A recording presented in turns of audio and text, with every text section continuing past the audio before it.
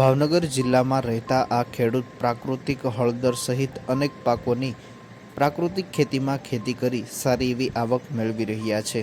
આજના યુગમાં જ્યાં ખેતી ક્ષેત્રે વધતા જતા રાસાયણિક ખાતરો અને દવાઓના ખર્ચ સામે યોગ્ય વળતર મળવું મુશ્કેલ બની રહ્યું છે, ત્યારે અનેક ખેડૂતો પ્રાકૃતિક ખેતી અપનાવી ખર્ચ ઘટાડી વધુ ઉત્પાદન મેળવી રહ્યા છે।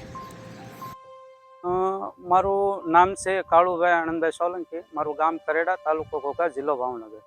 મેં 2016થી પ્રાકૃતિક ખેતી કરું છું અને આ મેં જે પ્લોટ તૈયાર કર્યો છે કે ધારો કે 2-2.5 વીઘા રેખું છે, તો એમાં ચોળી છે, રતાળું ચોપેલું છે, પછી ભીંડો છે, પછી હળદર છે, પછી ટમેટી છે, પછી રીંગણી છે, પછી પપૈયા છે અને અળવીના પાન પતરવેલિયા છે।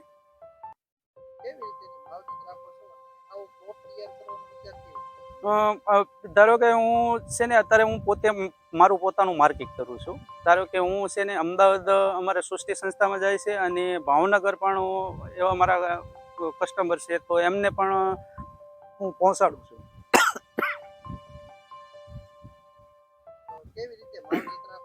માવજૂતમાં આમાં એવું છે સાહેબ કે અત્યારે ધારો કે હવે જો આપણે જીવામૃત છે, તો જીવામૃત આને સમય થાય એટલે જીવામૃત પાઈ દેવી છે 15 દિવસે અને 15 દિવસે।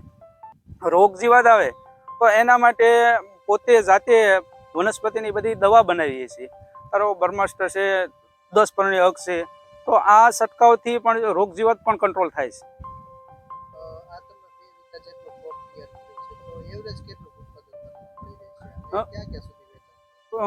ધારો કે આ 2 વીઘા રેખો પ્લોટ તૈયાર કર્યો છે, તો 2 વીઘામાં ધારો કે મને વીઘે 60 થી 70 હજાર રૂપિયા મારા પ્રમાણમાં મને મળવા પાત્ર છે। ભાવનગર જિલ્લાના ઘોઘા તાલુકાના કરેડા ગામે ખેડૂત કાળુભાઈ સોલંકી, જેઓ એક નવો અને પ્રેરણાદાયી માર્ગ કંડોર્યો છે। તેઓ 2016થી સંપૂર્ણ પ્રાકૃતિક ખેતી સાથે જોડાયેલા છે। હાલમાં કાળુભાઈએ 2.5 વીઘા જેટલી જમીનમાં શાકભાજીના અલગ અલગ પાકોનું વાવેતર કર્યું છે। તેઓ કોઈ એક જ પાક પર નિર્ભર રહેવાના બદલે મિશ્ર અને વિવિધ પ્રકારના શાકભાજી પાકોનું વાવેતર કર્યું છે। હાલ તેઓએ ચોળી, રતાળુ, ભીંડો, હળદર, પપૈયા, ટામેટા, રીંગણા, પતરવેલ સહિત અનેક પ્રકારના પાકોનું વાવેતર કર્યું છે। પોતે સંપૂર્ણ પ્રાકૃતિક ખેતી કરતા હોવાના કારણે આ ખેતી પાછળ ખર્ચ પણ નહિવત આવે છે। આ ઉપરાંત પોતે અન્ય યાર્ડમાં કે બજારોમાં વેચાણ કરવાના બદલે પોતે જ વેપારી બનીને ગ્રાહકો સુધી સીધું તેનું વેચાણ કરી રહ્યા છે।